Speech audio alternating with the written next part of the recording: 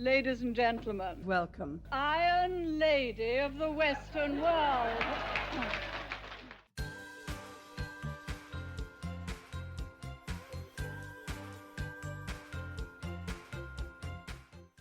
Olá, ferrenhos, bem-vindos a mais um episódio do Damascast. Eu sou a Lohane Cardoso, estou aqui com a minha co-host, a Catarina Donato.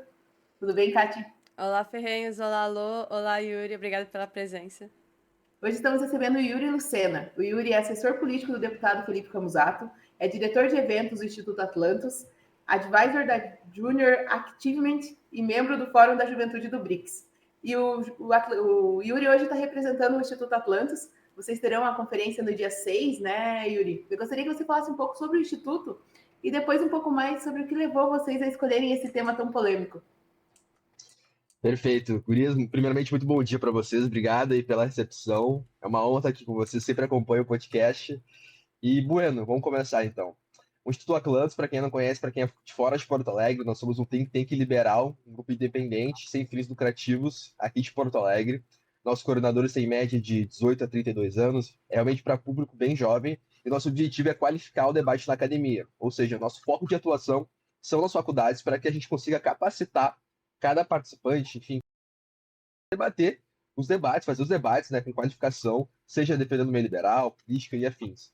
Então, nosso foco de atuação é esse, atualmente. Também, todo ano, a gente faz uma conferência anual, que é para também discutir sobre temas variados, dependendo do ano, ou seja, temas populares que as pessoas estão discutindo, que envolvam a academia. E este ano, e por exclusivo, a gente, né, quis se aprofundar num tema que a gente já passa por muitos problemas dentro do Brasil.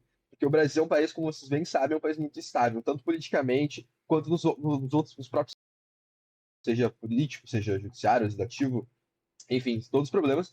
E a gente focou esse ano no autoritarismo jurídico, inspirado no livro de George Orwell de 1984, também falando sobre isso, né, sobre quem vigia ou vigia. Essa é a nossa temática da conferência.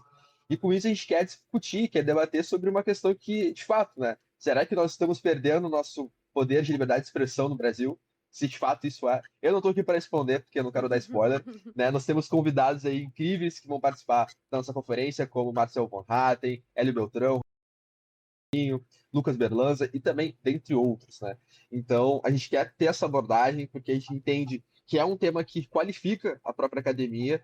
A gente tem essa questão muito forte no Brasil, um ano também de campanha política, um ano também que a gente está reforçando essa questão de polarização no meio político. É importante que a gente também entenda uma outra vertente, que é a questão jurídica também, que é muito presente. Tanto é, só para concluir, a questão também no meio liberal, que é muito conjunta, né? Então, temos vários liberais, também tem várias pessoas. Claro, nossa conferência é para todos, mas também a gente, como eu falei para vocês, né, nosso objetivo é qualificar o debate. Então a gente entende também que dentro desse meio existem muitas pessoas que são da área do direito, são pessoas que querem saber informações importantes e relevantes. E com isso, eu acredito que esse assunto da conferência vai acabar capacitando o pessoal de uma maneira muito boa.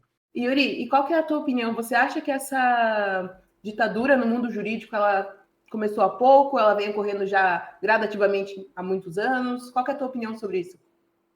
Então, Lohane, a minha opinião, né, particularmente falando, eu acredito que nada é da noite para o dia.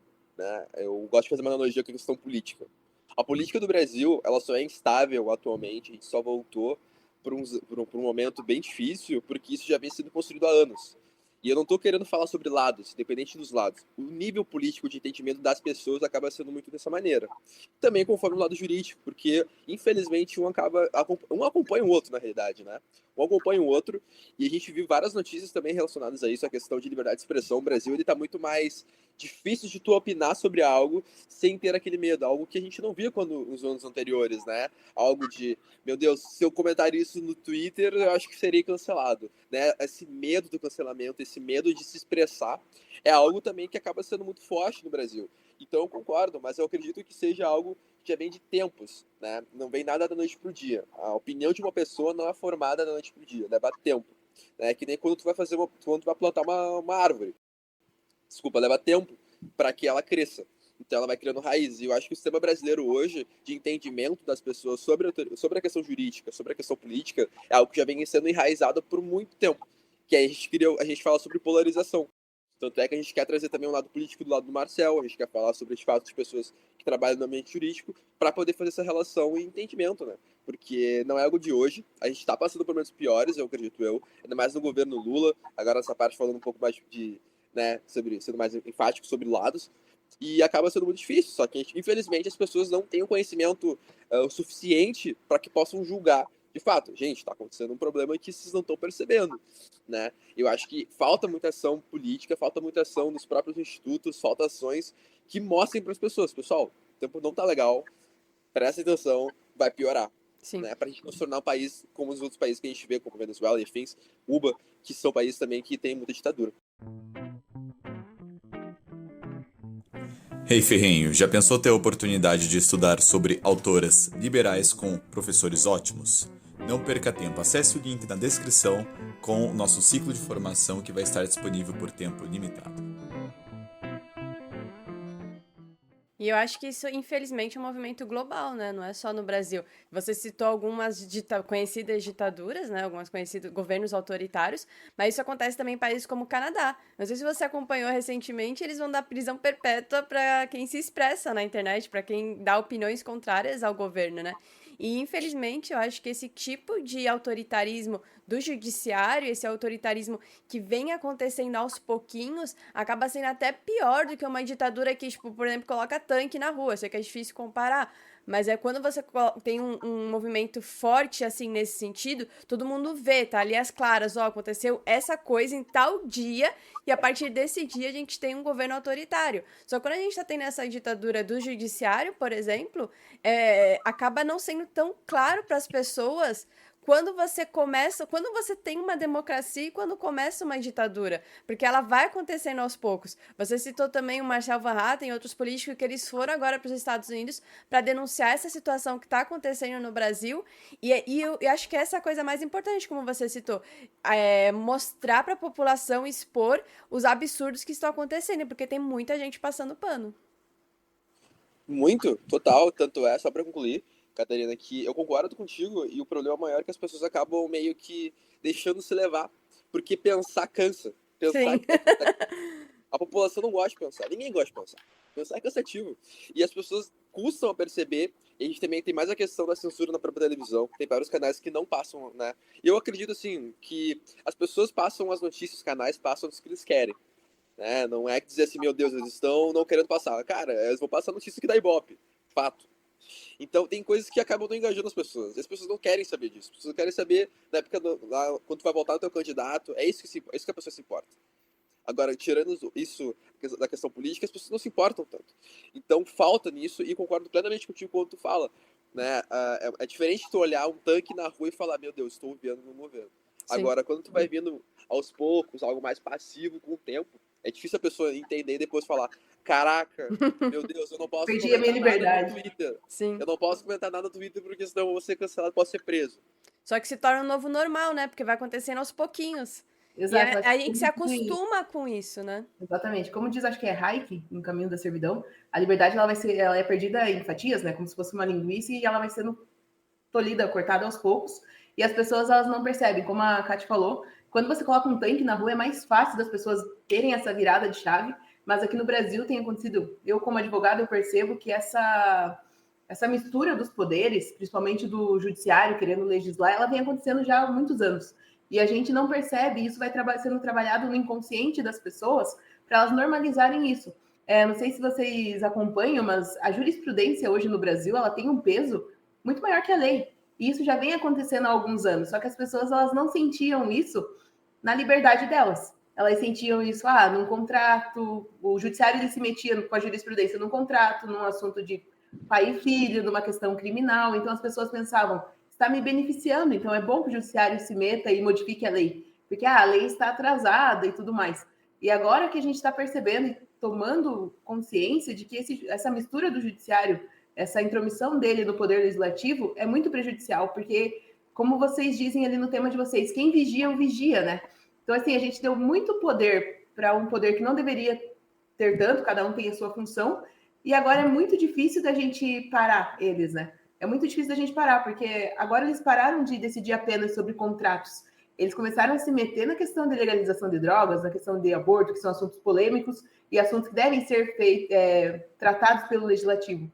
Eles começaram a legislar sobre questão de liberdade de expressão, sobre formas de cumprimento de pena, que eu acho que é um absurdo hoje no Brasil você ter o judiciário se intrometendo de forma tão absurda nisso. Então, as pessoas elas agora passaram a perceber, porque a intromissão do judiciário ela começou a tocar nas liberdades individuais, entendo, né? E agora eu acho muito difícil você tirar esse poder da mão deles. Qual que é a tua opinião, Yuri? Você acha que agora o STF tomou uma decisão, essa decisão é totalmente prejudicial para o país? Quem que vai ser capaz de ir lá e reverter isso? Nós sabemos que seria o papel do Senado, mas eles não fazem. Qual que é a tua opinião? É aí que tá, né? Eu acho que não tem uma resposta para isso. Eu, sinceramente, acho que não tem uma resposta, porque, como tu disse, essa intromissão de cada sistema acaba dificultando, né? Então, se o judiciário tá falando, quem é que vai interferir, né? Então, quem é que vai falar alguma coisa? Se já existe todo esse sistema, né? E como tu disse, eu acho que é uma questão muito complicada, muito complexa, porque não tem como saber quem é que vai ser o salvador. Quem é que vai dizer assim, cara, chega, tá errado. Porque a questão é que todo mundo quer poder. As pessoas querem poder. O ser humano é assim por natureza. Só que aí tem a questão, né, de dar um para quieto e saber pessoas, cara, isso está sendo prejudicial para a sociedade. Mas aí a questão do poder acho que fala mais alto, a questão do ego dessas pessoas que é muito grande. Um exemplo, sim, só para fazer uma analogia, né? Aqui no Rio Grande do Sul, esses tempos, né, como eu falei, eu trabalho com o deputado Felipe Camusato. Olha que doido, né? A gente recebeu uma informação que o pessoal do tribunal, acho que é o Tribunal de Justiça aqui de Porto Alegre, aqui do estado, no caso, eles estavam fazendo compra de Audis para os caras lá dirigirem, Audis. As pessoas, o pessoal que trabalha no sistema judiciário aqui no Rio Grande do Sul já ganha um salário absurdo. E ainda queriam comprar Audis para eles. E aí a gente para e pensa assim, né, o deputado entrou com recurso para travar essa compra e afins. E a gente ficou assim, cara, é um absurdo que as pessoas não se fiquem revoltadas por uma notícia dessas. Audis, a gente não tá falando de carro normal, a gente tá falando de Audis pro sistema judiciário. Como é que a pessoa não... Aí eu fico até um pouco mais nervoso, né? Cara, como é que as pessoas não entendem que isso é ridículo? É o teu salário, é o teu dinheiro. Olha que absurdo. Então, eu só peguei esse exemplo para dizer assim, ainda tem coisas também dentro do sistema que as pessoas não acabam não notando. Que no dia a dia, como tu disse, a pessoa só vai notar se tá ferindo a liberdade dela. A pessoa que tá na periferia não vai querer saber se o Xandão falou X coisa. Ele quer saber se vai ter comida na casa dela. Só que até falar pra ela que assim, mas é importante que tu saiba, para que tu tenha conhecimento, porque daqui a pouco tu não vai poder nem falar. E é algo essencial pro ser humano, a liberdade de expressão. Só que hoje em dia as pessoas estão preocupadas com coisas mais essenciais na visão delas, que acabam não entendendo essa relação. E eu acho que vem de nós, tanto como Instituto Atlantis, como grupos que querem também, que são em prol da liberdade, deixar mais acessível esse tema para que as pessoas consigam compreender. Porque é muito isso é uma crítica, e eu acho que a gente acaba tentando, isso vem de anos, a gente está tentando, meio liberal, se arrumar, que é o quê? Essa linguagem. Sim. Porque tu não pode chegar para uma pessoa que não tem conhecimento, explicar toda uma pauta da Conferência Atlantis, e a pessoa dizer, ok, mas e aí? Explica o que é isso. O que é o STF? O que ele faz? Coisas básicas. Porque a gente parte de um pressuposto que as pessoas sabem, mas infelizmente a grande parte da sociedade não conhece isso, não tem conhecimento. Então acho que também dentro da conferência a gente quer tentar deixar esse assunto mais acessível para que as pessoas consigam compreender de fato como é o impacto da vida das pessoas, todos esses problemas que a gente está passando no Brasil hoje. Olá, ferrenhos! Sabia que estamos em diversas plataformas digitais? No YouTube, Spotify, Instagram e principalmente nosso site, encontrando vários artigos envolvendo a liberdade ou a falta dela. Não perca tempo e acesse damasdeferro.com.br e em nosso Instagram, @Instituto Damas de Ferro. O que eu percebo muito nas pessoas no geral? Elas gostam que tenha alguém lá decidindo e definindo coisas que as favoreçam, só que elas não percebem que ao você dar esse poder todo na mão do Estado, seja no legislativo ou no judiciário, vai chegar um momento que vai ter uma pessoa naquele lugar que ela vai decidir contra você. Então, esse é o maior perigo que nós temos hoje no país, né? Você estava falando sobre melhorar a linguagem. O liberal ele precisa melhorar, de fato, a linguagem, a sua comunicação para chegar às massas. E eu percebo isso muito forte. O meu sócio aqui, o Haddad, sempre ele faz uma comparação. Se você hoje estivesse cortando a grama na tua casa e perdesse o dedo mindinho, por exemplo, e no mesmo momento, lá no Japão, 100 mil pessoas morressem através de um tsunami, você ia sentir, se pudesse voltar no tempo, tu ia preferir que o teu dedo mindinho voltasse. Porque, assim, quando você não tá dentro do problema, quando você não tá sentindo aquela dor, é difícil você entender o que tá acontecendo. E é o que acontece com as massas do nosso país, né? A maioria das pessoas, elas não estão sentindo no dia a dia delas que a liberdade está sendo tirada. E eu acho que quando elas perceberem, vai ser tarde demais, né? Muito, muito, total. Tanto é que, como tu disse, né? As pessoas gostam que tenha pessoas que pensam por elas. Porque, como eu bem disse, né? Pensar dói, pensar cansa. As pessoas não gostam de pensar. E acaba ficando meio que um Big Brother, né? A gente acaba vendo um Big Brother, né? Dando câmera vigiada 24 horas por dia, né? Aí tem a votação, que seria cada vez que tu opina, vai ter pessoas que vão estar te julgando. Como é que funciona, que é basicamente o que acontece nas redes sociais, né? E eu acho que pessoas hoje, influentes, né, que defendem a liberdade hoje, acabaram ficando muito famosos por questão de defender a liberdade na internet, né, combatendo essa questão dessa parte desse impacto, né, que está tendo sobre opinar na internet, enfim, podendo ter processos. A gente pega o próprio case, eu acho que político, em 2018, né, o próprio ex-presidente acabou tendo uma relevância, né? Porque ele fazia comentários na internet, querendo ou não, um cara que falava na internet, um cara que acabou ficando famoso, por quê? Porque o cara batia na tecla que está errado na internet, como outros também. O pessoal da Jovem Pan também teve vários, né, pessoas, jornalistas que foram censurados também, que foram dispensados por questão de dar opinião. Então é difícil, né? O sistema é complicado, as pessoas não entendem no geral, e eu acho que a gente precisa afinar um pouco mais para que as pessoas entendam a importância da liberdade de expressão. Porque, como a Catarina falou, né, daqui a pouco, hoje é normal, né, alguém falar para ti que tá errado e ser cancelado no Twitter. Mas daqui a pouco pode ser que tenha um tanque na rua e aí vai ser difícil a gente poder controlar isso. Sim. E eu acho que esse tipo de ditadura, essa ditadura mais por baixo dos panos, assim, eu acho que é mais grave, mais perigosa do que você, de fato, colocar os tanques na rua, né? Muito. É aquela coisa, né? Tudo que é com mais... Acho que... Como é que eu posso fazer uma analogia boa? Eu acho que tudo que leva mais tempo é questão do poder, né? Eu acho que, como eu falei antes, né? O poder tu não tem da noite pro dia. Tu não reconhece uma pessoa da noite pro dia. Leva tempo para que tu tenha uma admiração por uma pessoa. E poder é a mesma coisa. Leva tempo para que as pessoas comecem a entender o novo normal. Tem várias, a gente pode ficar o dia inteiro falando sobre, fazendo uma relação de coisas que eram possíveis nos anos atrás, talvez quando a gente era bem pequeno, daqui a pouco lá no ano de 2000, para agora. Tem várias coisas que não podem. Um exemplo legal agora que eu lembrei, eu sou um cara que gosto muito de ver o canal Viva. Vocês conhecem o canal Viva? Sim. O canal da Globo? Sim. E o canal Viva, ele traz várias séries antigas. Então, por exemplo, eu gosto muito de ver Grande Família. E qual é outro que eu gosto de ver? Grande Família, série Grande Família. Uhum. E tem várias. E Toma Lá da Cá. Toma Lá da Cá é uma série antiga de 2004. Toma Lá da Cá é uma série que tem várias piadas, assim, absurdas. Que se vai pro canal hoje na normal, certamente vai ser censurado. E o melhor é que no final, tem assim, no final, quando acaba a série, fala assim: as piadas, os personagens foram criados num contexto na qual era ari, piriri, pororó, então, por favor, não se ofenda, coisa meio que assim. Por quê? Porque era outros tempos. Era uma outra maneira de ver. Então, faz essa analogia. É muito doido tu ver na TV coisas que, certo, se hoje aparecessem, teria 1000 militantes na internet pedindo para cancelar e certamente daqui a pouco até cairia da TV, do que algo lá no passado, coisas que as pessoas não ligavam. Mas foi construindo toda uma relação de que não se pode falar palavrão, não se pode zoar alguma coisa X, porque Y vai ficar brabo, e por aí vai. Mas trouxe essa reflexão. Para quem nunca viu Toma Lá da Cá, fica aí o convite. Vocês vão ver que vai ter no finalzinho assim uma tarde dizendo: por favor, lembre que foi criado num outro contexto, né, e tudo mais, justificando as piadas e personagens que tinham na época. Acho que isso é importante, que as pessoas não dão tanta atenção, é contexto, é diferente. E como você falou, vai mudando aos poucos, nunca é da noite pro dia. Esse órgão que o TSE criou agora, por exemplo, é até engraçado, porque o símbolo deles é um olho. Você citou mais cedo 1984 e tem um meme na internet que é 1984 não deveria ser um manual de instruções. Que é exatamente o que ele tá virando. Parece que o pessoal lá pegou, gostou da ideia do Grande Irmão, né? A gente já tem hoje o Big Brother, né? O programa de televisão.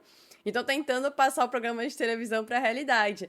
É um absurdo tão grande, só que, como a gente já falou aqui, como vem acontecendo aos pouquinhos, as pessoas não percebem e acham que é o novo normal, porque não sente, acho que mais no bolso, não sente mais no dia a dia.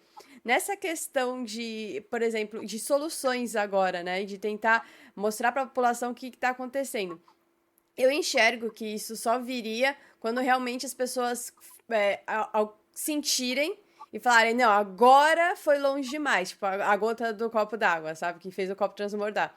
Eu acho que só quando a gente tiver muita manifestação na rua, porque querendo, as pessoas falam, não adianta o povo se revoltar. Mas querendo ou não, foi o que levou ao impeachment da Dilma. Você acha que se as pessoas não estivessem na rua, foram vários fatores, claro, mas isso foi uma coisa importante, que você tira isso, acho que eles não teriam se mexido lá em Brasília. E eu acho que se a gente tem manifestações grandes, teve uma, por exemplo, que foi pró o ex-presidente.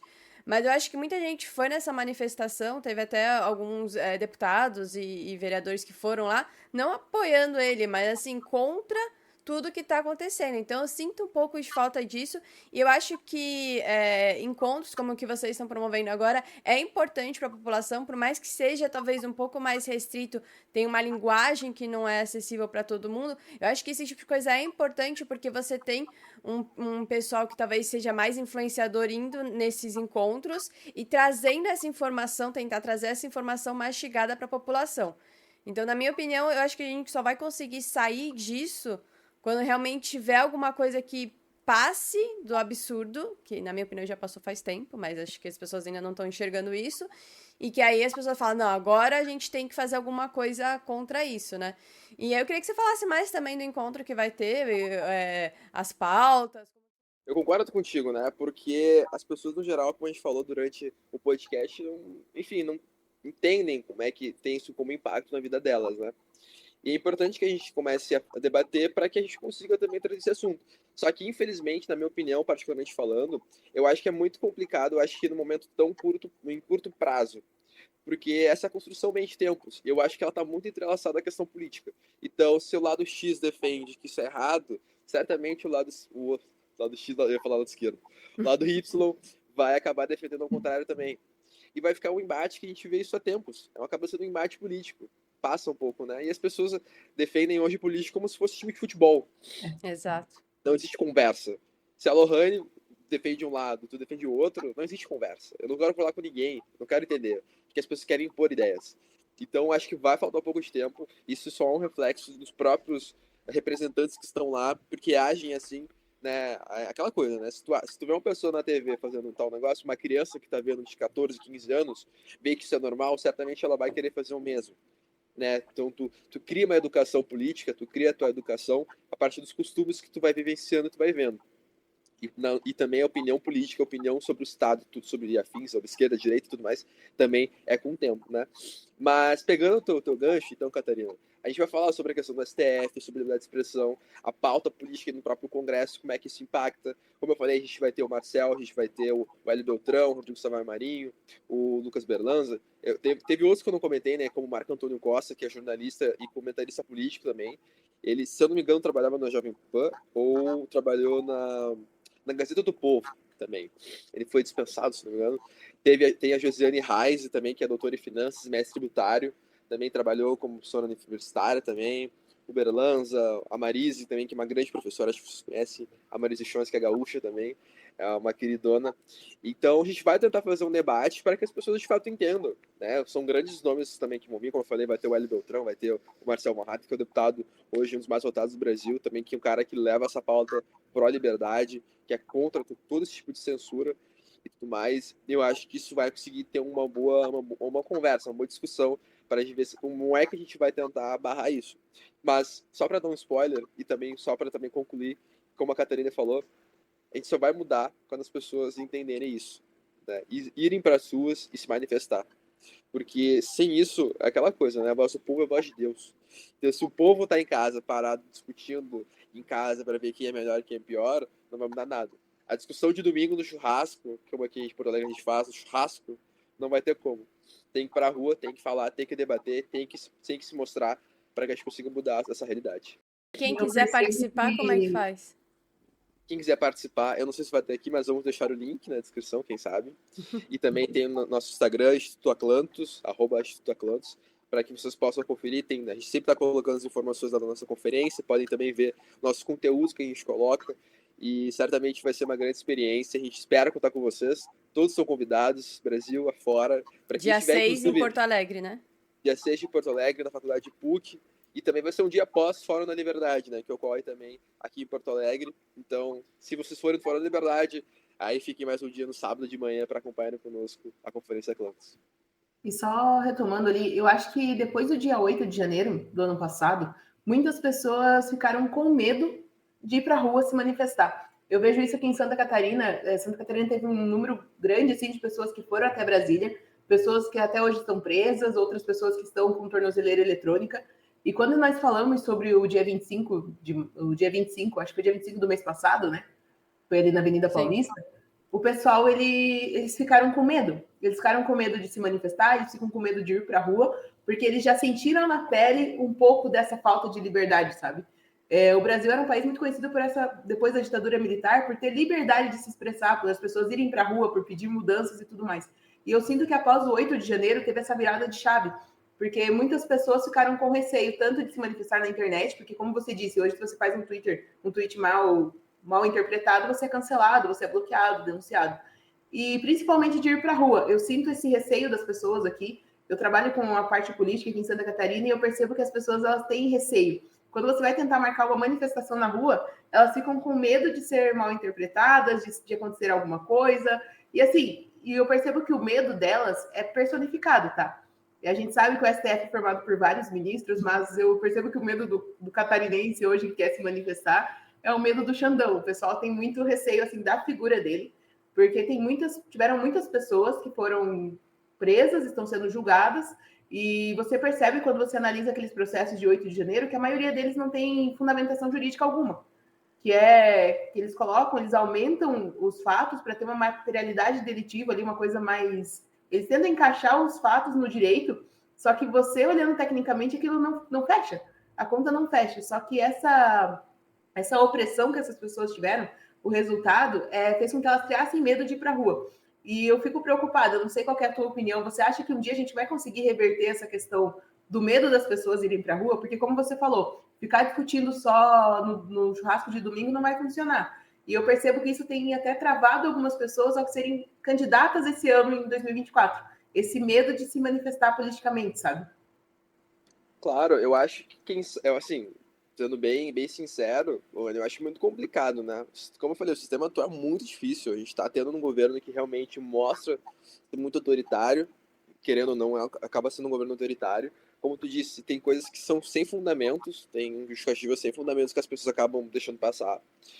Eu acredito, sim, eu tenho uma esperança que nessas eleições se reflita isso, né? A gente tem esse vai e volta em cada eleição, cada 4 anos, né? De um poder toma, o outro vai. Então, eu acredito que se a gente tiver, como tu disse, né, candidatos que mostrem essa verdade para as pessoas, certamente a gente tem uma certa esperança, talvez a curto prazo, né? Acho que a gente precisa saber como é que vai ser as eleições esse ano, se vai ser de fato polarizada novamente, como vai ser os resultados na prática, porque de 2018 para 2022 foi uma diferença absurda. Sim. Né? Então, eu acho que vale muito a pena a gente ficar, de fato, tendo essa percepção de olhar muito bem, as pessoas que estão ouvindo esse podcast também perceberem e pesquisarem sobre os seus candidatos para que a gente consiga colocar pessoas, de fato, que façam a diferença, né? Pessoas que defendam a liberdade, acima de tudo. Não dá para jogar o voto fora, né? Muitas pessoas hoje em dia estão desacreditadas com política. E assim, se eu não trabalhasse com política, talvez, quem sabe, eu também ficaria desacreditado. Porque é difícil tu falar assim, cara, mas eu vou lá, pesquiso, aí quando eu ver meu candidato tá sendo cancelado. Ah, ele foi preso. Ah, ele aconteceu isso. Então eu vou dar no cara lá da velha guarda, que vai fazer o feijão com arroz, e é isso aí. Né? Então, eu acredito que depende muito da questão política, porque acaba tendo... Já que tá tudo junto, então vamos fazer o negócio certo, né? Vamos votar certo para que a gente consiga separar. Porque uma pessoa que tem uma noção que a pró-sociedade certamente não vai ser a favor de ter tudo junto, como está acontecendo agora. Então a gente precisa de pessoas capacitadas, pessoas que botem a cara a tapa. E é isso aí, né, Lohane? Só que acho que é como tu disse, né? As pessoas têm medo de se candidatar. Sim. mas é do game. Eu acho que pra gente poder fazer a diferença, a gente tem que botar no peito e falar, tudo bem, eu vou fazer isso, eu vou fazer isso acontecer, e se der certo, deu certo, se não der certo, pelo menos vai ter outras pessoas que vão ver o que eu tô tentando fazer e vão também se motivar. Porque as pessoas só vão pra frente, as pessoas gostam de ver pessoas que vão primeiro, né? Eu não quero ser o primeiro da fila, mas se minha coleguinha for, eu vou. Né? Sim. Dá o Conhecido como exemplo, Maria né? vai com as outras, né? Maria vai com as outras, Uhum. conhecido. Mas a maioria com as outras eu acho positivo, né? Porque, cara, se a pessoa vai botar a cara a tapa, eu também vou. Sim, Não, eu com acho que é essa certeza. questão de dar o exemplo, né, que você falou. Mostrar que é possível, né? E aí, quando eu vejo o outro fazendo, eu vou lá e me motivo a fazer também. Eu acho que essa questão do autoritarismo, eu tenho uma visão otimista no longo prazo, porque eu acho que a gente tem aqui no Brasil muitos movimentos, né, como a Tantos, como Damas de Ferro, como tantos outros que defendem liberdade, e esses movimentos estão se fortalecendo, uma coisa que a gente não via, por exemplo, 10 anos atrás. A gente não tinha esse tipo de coisa, esse tipo de pessoas falando na internet. Eu acho que quanto mais forte a gente bate de um lado defendendo a liberdade, a tendência é que mais forte eles batam de volta. Então eu vejo assim, otimista no longo prazo, não tão otimista no curto prazo. Eu acho que infelizmente ainda vai ter que piorar um pouco, a gente ainda vai ter que sofrer um trauma para poder dar essa guinada em direção à liberdade, como aconteceu com a Argentina, né? E eu vejo muita eleição, tanto da Argentina quanto dos Estados Unidos, refletindo aqui no Brasil. Quando a gente elegeu esquerda, eles elegeram esquerda. Quando a gente elegeu direita, direita. Esquerda de novo, esquerda aqui. E eles, a Argentina, por exemplo, né, para citar o exemplo, estão como se fosse uma eleição na frente. E lá trouxe o Milei que defende liberdade, assim, né, que não tenho o que falar. Então, eu acho que a gente, em 2024 vai ser ruim. Agora a gente teve essa decisão, como eu falei, do TSE de censura.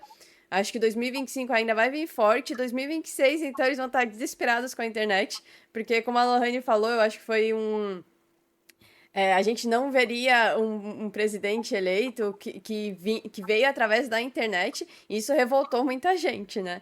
Então, acho que ainda vai piorar antes de melhorar. Qual que é a sua visão em relação a isso? Pegando esse ponto de reflexão que tu trouxe, eu concordo contigo, né? Curto prazo é muito difícil tu ter uma certa esperança, mas acho que a longo prazo eu acho que é importante. Inclusive, como tu falou, né? Os Estados Unidos também é um país que acaba refletindo muito aqui no Brasil. A gente tá tendo de novo uma. Quem sabe, acho que a gente pode falar de polarização de novo lá, né? Tá tendo Trump agora novamente com Biden. Não sei se o Trump vai vir mais forte que o Biden, vai conseguir no final, mas a tendência é que consiga também bater o Biden nas próximas eleições, pelo que eu tô vendo nas notícias. Sim. E acabar refletindo muito aqui. Então, eu acho que eles caminham juntos, né? E a gente tá vendo um movimento também na sociedade no mundo, também que, cara, tá ruim um lado, vai pro outro. É tipo isso, né? Vai pra lá, vai pra cá, você tem aí teu teste, né? Teu período de teste nesses 4 anos, se der certo, mais um, se não der também, sai que a gente bota a esquerda de novo ou a direita de novo. Então, talvez a longo prazo, Catarina, concordo completamente contigo. Tem tudo para mudar novamente. Acho que o governo que tá atual não vai se segurar até as próximas eleições. Pode até sofrer um impeachment, quem sabe. Se ninguém for preso até lá, né? Se todos os deputados não forem presos até lá. Sim. Mas, né? Se não forem todos presos, quem sabe a gente consegue um impeachment. Mas eu acho que também é uma construção a longo prazo, como a gente falou durante o podcast, a longo prazo. Esperamos que dê tudo certo, né? Mas, obviamente, que essa movimentação só vai vir das pessoas botando a cara a tapa, a gente tendo, né, essa força política dos movimentos, como tu disse, que estão ganhando forças, até porque quem tem a força para mudar são os jovens, né? A gente pega o Nicolas Ferreira, lá de Minas Gerais, né, deputado federal, tem vários outros jovens que estão entrando agora no ambiente político, e vem de nós, como instituições, também capacitar, dar essa força, Sim. dar todas essas ferramentas para que eles possam chegar lá na frente e ajudar. Porque, como a gente bem falou, uma pessoa na frente vai dar o exemplo e vai puxar os demais para também poderem estar representando e podendo lutando pela nossa liberdade lá na frente. São E falando sementes. dessa mudança assim a longo prazo que tu traz, eu vi que o Instituto Atlantis, vocês têm o projeto Empreendedores do Amanhã, né?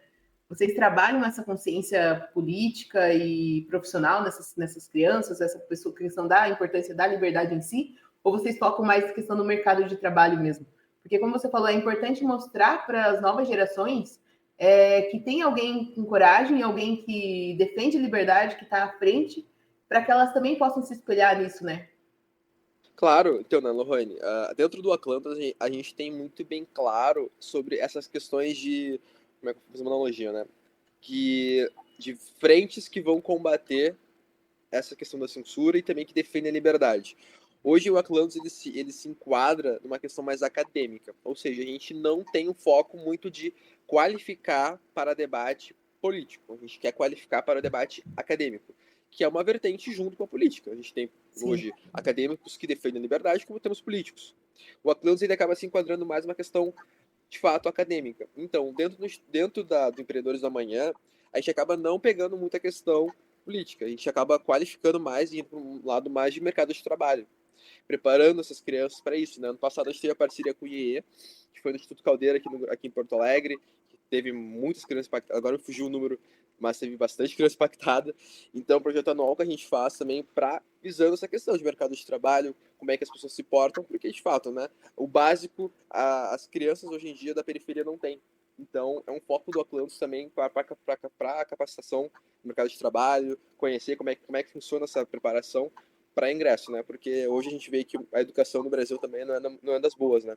Então, também tem a nossa responsabilidade também de preparar para que possa se capacitar melhor também. Eu vejo que é importante esse projeto que vocês fazem, porque por mais que seja voltado apenas para o mercado de trabalho, para o lado acadêmico da coisa, você dá a chance dessas crianças elas terem um conhecimento diferente, uma visão diferente sobre como entrar no mercado de trabalho, e querendo ou não, isso acaba levando para os caminhos da liberdade, né? Para os valores que vocês defendem como instituto. Muito. Tanto é que se for pensar em empreendedor, eu, assim, particularmente, eu e o Yuri, não conheço nenhum empreendedor, dono de empresas que é de esquerda, cara. Eu conheço, infelizmente. Então, são alguns aí. Tem alguns mas é mais difícil, né? É difícil. É difícil, porque o cara que é empreendedor sabe que o Estado dificulta, né? O cara sabe que tem 1000 impostos para tu pagar, tem que pagar um monte de conta, aí tem um monte de tarifa, burocracias a 1000. O cara vai saber que não é bom isso. Mas por que isso... Pode continuar. Não, só para concluir, então, eu acho que no final do dia, as pessoas que estão na linha de frente querem empreender no Brasil, né? Porque tem uma expressão, eu não sei quem fala agora, acho que é o Flávio Augusto ou o Joel J. Ou acho que até o próprio Marcel Van Hatten, não sei, agora me fugiu o cara que fala isso. Mas tem uma frase, né? Que sonha com um país que o empreendedor não seja inimigo. Acho que foi o Felipe Campos, foi meu chefe, que usa também a expressão aqui. Mas é uma pura verdade, né? Porque as pessoas acabam achando que empreendedor é o cara que é inimigo do Estado, né? É o inimigo, não é inimigo, cara. O cara que dá emprego, ajuda o país a crescer, faz a máquina acontecer, né? Já pensou em investir nossas ideias? Estamos com camisetas e canecas exclusivas com a qualidade garantida da Viés. Aproveite e compre na viesbr.com. Por que eu acho que isso acontece? Porque é uma questão também de incentivos e de enxergar essa questão de carregar o Estado nas costas. Então, o empreendedor, ele tem todo um dia do mês, ele tem que pagar lá o imposto e vem aquela cacetada de uma vez.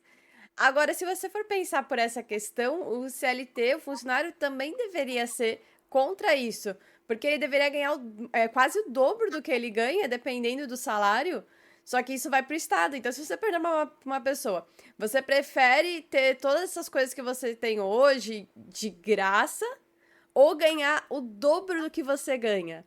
Eu duvido que alguém ia responder, eu quero continuar assim, não quero mais dinheiro, tá bom assim, né? Não quero ganhar o dobro do que eu ganho.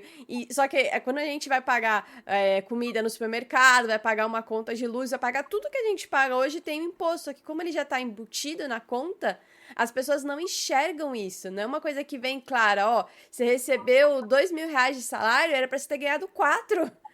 É quase isso, né, a conta. O seu empregador pagou 4, foi 2 para sustentar o Estado lá, Xandão, Lula, comprar tapete lá pro palácio que eles vivem, e sobra uma migalhazinha para você, e cada hora aumenta mais. Ano passado a gente bateu 3 trilhões de reais em imposto pelo segundo impostômetro. É assim, um absurdo. Só que a gente não vê isso claro. Talvez se a gente tivesse uma legislação que obrigasse a vir na nota fiscal, que mostrasse, você está pagando isso daqui de imposto, ficasse mais claro para as pessoas. E é óbvio que eles não querem fazer isso, porque aí as pessoas vão começar a perceber, não, é muito caro o que eu pago. E se tivesse a opção de escolher receber o dobro, por exemplo, aí a pessoa fala, mas aí como é que o pobre, como é que as pessoas vão ter um plano, vão ter saúde, vão ter educação, vão ter segurança, se o Estado não der isso? Só que se você ganhasse o dobro, você já tá pagando por isso. Essa conta que as pessoas não fazem,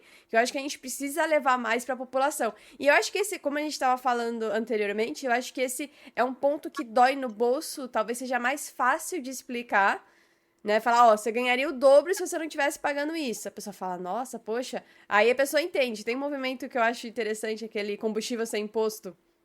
Não sei se você conhece, ele é mais do Rio de Janeiro. E eu acho que ele fala de um jeito claro para a população, ele pega os caminhoneiros e adesiva eles e traz uma linguagem que as pessoas entendem. Você não precisa ler um Hayek, um Mises, um Bastiat para entender isso. Você só vai ver lá, combustível sem imposto. Se você gostaria de pagar metade do que você paga hoje no combustível, pô, sim. É uma linguagem mais acessível, né? Tem que deixar isso muito, né? Inclusive, eu lembrei agora, eu fiz um intercâmbio uns anos atrás, eu fui para Santa Bárbara e fui para Los Angeles, né? Eu não sei se é em todos os mercados, mas eu lembro que quando eu fui no mercado lá, tinha um valor que é o real, o valor do produto. E aí no caixa, né? do imposto. Uhum. E eu lembro que tinha algumas vezes que eu não entendia. Eu falava assim, caraca, é baratinho. Eu chegava lá, tinha um base de imposto. Eu falei, caraca, eu não tenho pra pagar.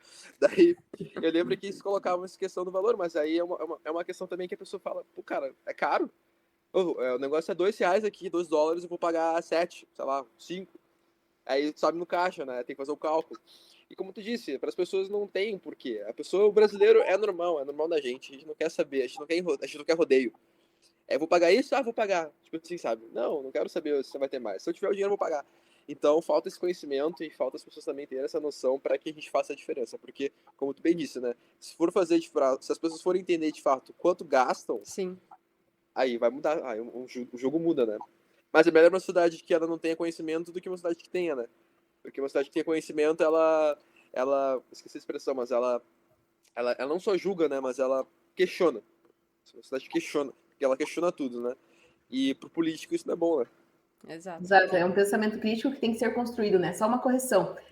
Tem já essa lei que obriga a demonstrar na notinha do cupom fiscal o imposto que a pessoa paga. Então, toda vez que você vai no mercado, o pessoal aí acaba não se atentando, mas toda vez que você vai no mercado tem ali o total da compra, o total de tributos federais aparece e lá embaixo, né? Estaduais que você paga. Então, assim, só que pro cidadão comum, ele nunca vai olhar isso. Ele não se atenta a isso, porque, como o Yuri falou, as pessoas elas não são educadas para ter esse pensamento crítico. Então, ela olha ali, deu R$50. Eu tenho aqui R$50, vou pagar. Ela não se preocupa em entender o porquê que ela está pagando R$50. Então, por isso que é tão importante esses projetos que buscam educar as pessoas, que nem o ciclo de formação do Damas, esses projetos que o Atlantis também traz, para as pessoas entenderem o quão prejudicial tem sido a atuação do Estado na vida delas, né? O quão o Estado tem tomado conta, assim, de uma forma que, como você falou, para o político é interessante que as pessoas não tenham esse pensamento crítico. Então, é muito importante esse nosso trabalho de levar essas ideias de forma mastigada para essas pessoas, para que elas compreendam o mal que elas estão sofrendo. O Zezinho lá da mercearia, ele não se preocupa se ele está pagando muito ICMS. Se você tem que chegar para ele e falar, você está sendo roubado para os caras lá do MP comprarem Audi. Então, assim, você tem que chegar, você está aí andando de Fusca estragado, teu carro está parando no meio da estrada, porque tu não consegue trocar por conta do imposto que tu paga para o cara lá do Tribunal de Justiça comprar um Audi. Então, assim, a gente tem que começar a explicar para as pessoas exemplos reais, assim, eu acredito que seja muito importante. Voltando um pouco ali ao tema da conferência, principalmente, a Cátia falou do novo órgão criado pelo TSE, e uma coisa que as pessoas elas não percebem, ou elas normalizaram, é a questão da parcialidade dos nossos órgãos jurídicos hoje em dia, né?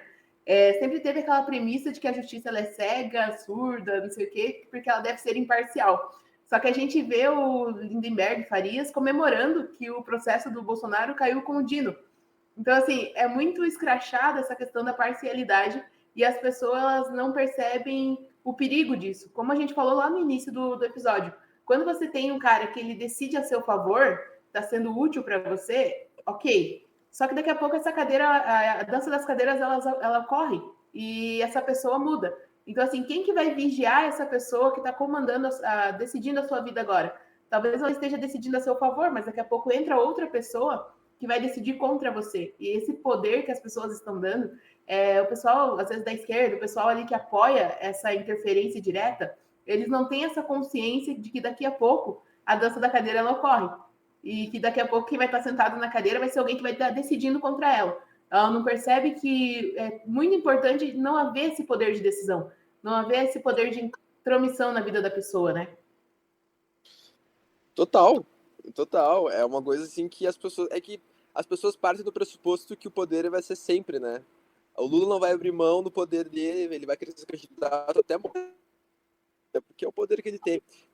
Aí fazendo essa relação com o sistema judiciário também, né? Como tu disse, é absurdo o cara estar comemorando isso, né? Falta de respeito total, assim. Não pela figura do presidente, né? Tô dizendo no geral. Seja com o Lula, poderia ser com o Lula e falar a mesma coisa, né? Poderia ser qualquer pessoa. Então a gente vê que isso está muito enraizado hoje. As pessoas estão levando muito mais para si próprio, né? Esqueceram da justiça cega, né? Eu não falo como... Não é o Yuri que é assessor, é o Yuri que está falando e depois é o assessor.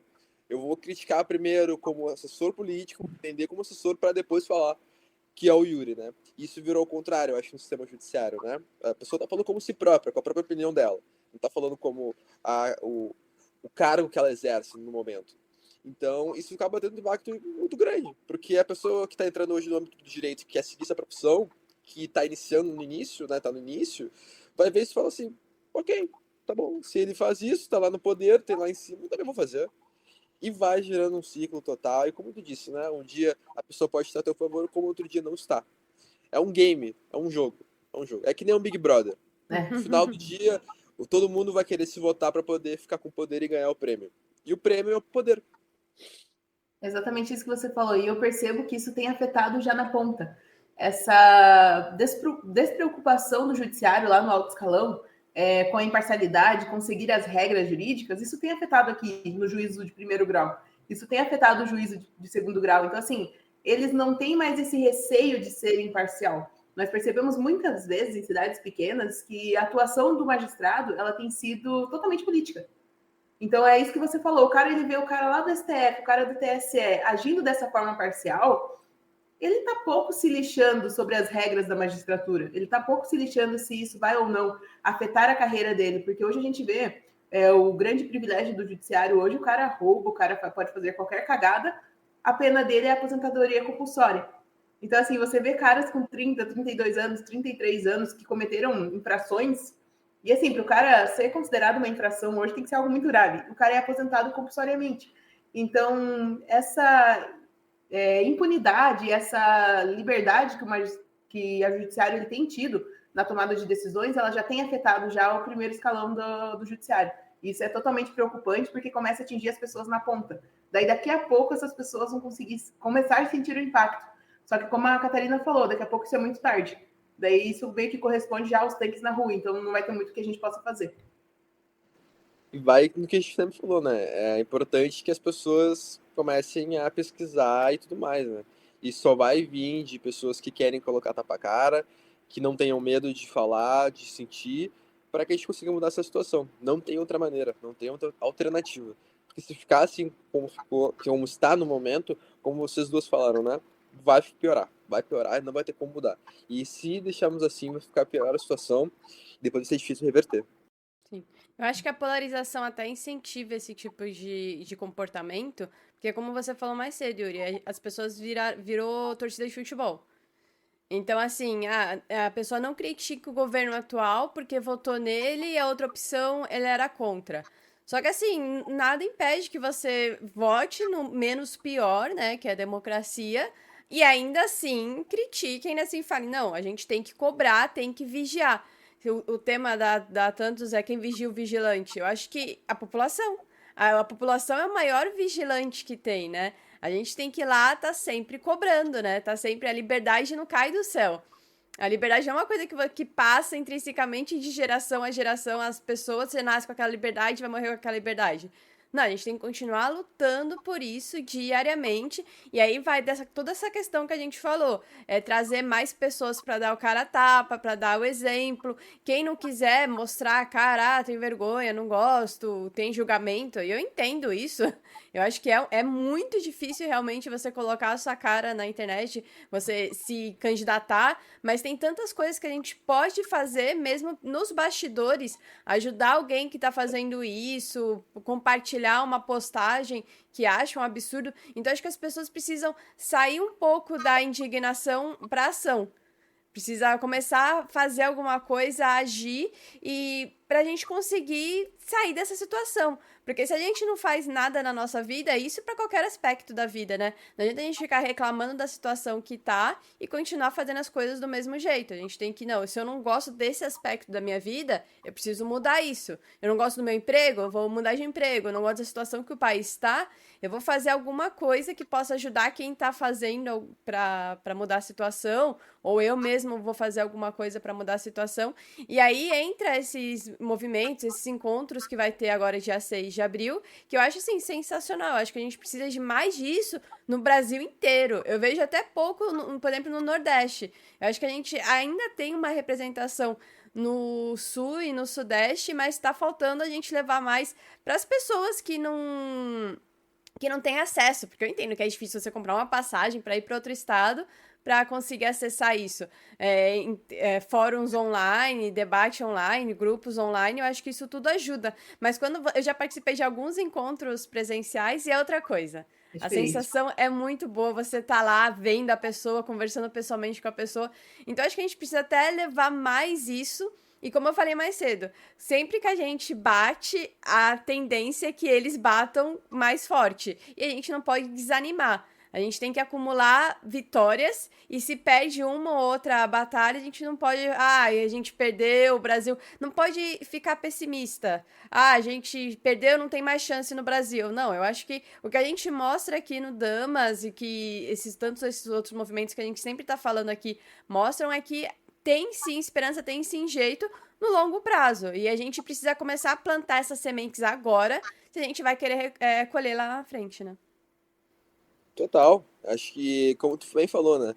É importante que a gente tenha esses movimentos, como o Damas nos fazem muito bem, como o Atlantis, como outros grupos vinculados ao próprio Students for Liberty também, que é uma instituição como um grupo estudantil que também nos ajuda também no âmbito geral. É isso, né? E tem todo o impacto, né? Quando tu tá num grupo com pessoas que pensam contigo, tu vai te motivar mais, né? Aquela Sim. coisa que a gente tava falando agora há pouco, né? É pela influência. Então é importante que a gente também tenha tente levar para as pessoas, como tu bem disse, né? Seja no Nordeste, seja no Norte, enfim, das regiões do Brasil que não tem tanto acesso, que não podem pegar e pagar uma passagem aérea, mas que a gente também tem a possibilidade de explicar para as pessoas também o quanto é importante isso. E certamente a influência é muito importante. O movimento liberal em si, ele é muito menor que propriamente uma esquerda hoje em dia. Fato. Sim. Muito menor. Então a gente tem essa possibilidade da gente estar mais unido. E a partir disso a gente vai conseguir construir uma maneira melhor de se preparar para que quando chegue o momento ideal, a gente chegue já chegando para ficar. Sim. Eu acho que o movimento liberal ele vem construindo isso há anos, né? O próprio Partido Novo que veio, né? As pessoas criticam bastante o partido, mas o partido ele é novo, né? Literal, ele é novo e tá aí para conquistar outros espaços. O próprio Marcelo Barrata puxando toda essa possibilidade de ter mais candidatos, várias pessoas que estão entrando na política agora, através do exemplo, e certamente vai levar tempo.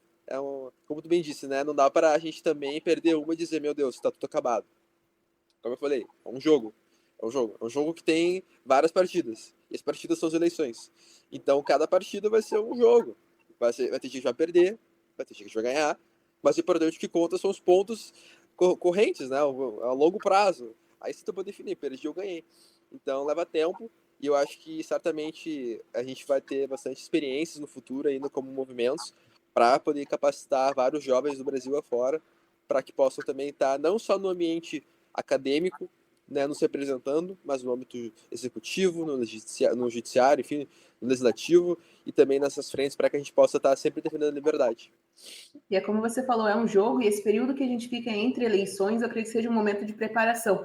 Por isso que é tão importante, eu acho que são dois caminhos que devem, duas coisas que devem caminhar juntos também, o braço político e o braço ideológico, o braço acadêmico, porque a gente tem que ter base para ir lá na política e defender algo com coerência e firmeza, assim, e com a argumentação, que eu vejo muitas vezes, tem muita gente que se diz liberal, de direita, mas chega na hora do embate, porque, querendo ou não, a gente pode ver, tem muito esquerdista que vai para a política, o cara estuda pra caramba, o cara tem uma preparação, uma bibliografia muito forte, e eu sinto falta, às vezes, dos nossos de direita, de liberais e tudo mais, os ditos liberais, que eles não se preparam tanto, por isso que é tão importante a gente fomentar institutos como o Instituto Atlantis, o Instituto Damas de Ferro. E por isso eu peço que quem está nos assistindo se inscreva no canal, curta e compartilhe o nosso conteúdo. E a gente está se encaminhando agora para o final do episódio. Yuri, eu gostaria de agradecer imensamente a tua presença representando o Instituto Atlantis. E eu gostaria que você falasse para o pessoal também sobre a página de vocês, onde encontrar os ingressos para a conferência, porque eu acho que é muito importante, muito válido as pessoas irem até esse evento para discutir esse assunto tão importante e atual, que é a ditadura do judiciário. Com certeza, mas primeiramente quero agradecer aí o convite. Para mim passou muito rápido, porque o horário aqui agora passa rápido. A conversa fluiu muito bem, obrigado pelo convite. E pessoal, como a Lohane falou, nós temos a nossa conferência, repetindo, dia 6 de abril, que vai ocorrer aqui em Porto Alegre, um dia após o Fórum da Liberdade. Para quem não conheceu, para quem ficou com dúvidas do Instituto Atlantis, vocês podem acessar nosso Instagram, que é @Instituto Atlantis. Lá tem todos os nossos conteúdos, também contando um pouco melhor sobre os nossos projetos. Também, e ali vocês vão encontrar no Linktree, o nosso link para a própria inscrição para a conferência. Então, fica o convite, espero conhecê-los em breve. Quem quiser vir para Porto Alegre, é uma cidade muito boa, inclusive, adoro minha cidade, vocês vão gostar bastante, né? Então, fica o convite para quem estiver aí por aí para até acompanhar o fórum. Lembrando que o assunto vai ser sobre autoritarismo jurídico e certamente vai ser um assunto que vai capacitar vocês e tudo mais para poder estar aí nos ajudando a defender a liberdade no Brasil. É isso aí. Obrigada, Ferrenhos. Obrigada, Kátia, por me acompanhar em mais um episódio. E é isso. Até mais. Obrigada, Yuri. Obrigada, Lô. Obrigada, Ferrenhos. Até a próxima. Tchau, tchau. As opiniões do convidado não representam a posição do Damas de Ferro enquanto instituição.